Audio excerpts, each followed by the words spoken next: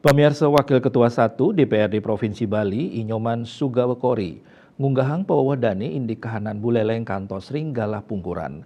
Manudani mekudang-kudang pemidabdap nyihnayang kanan sane akeh mewah ring buleleng indi kinucap kewedar ring rembuk politik galah hilintang.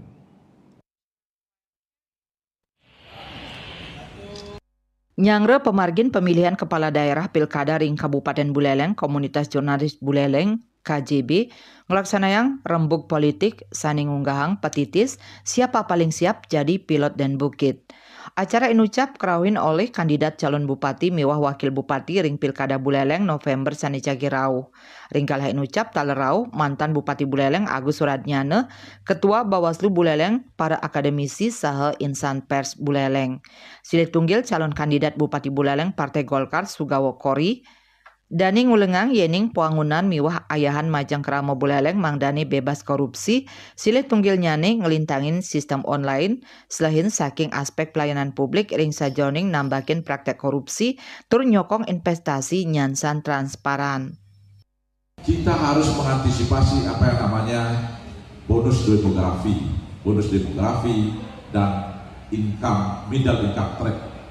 Ini adalah suatu hal yang kalau kita lalai dan sudah dari negara golongan menengah itu akan turun menjadi negara berkembang, termasuk Buleleng.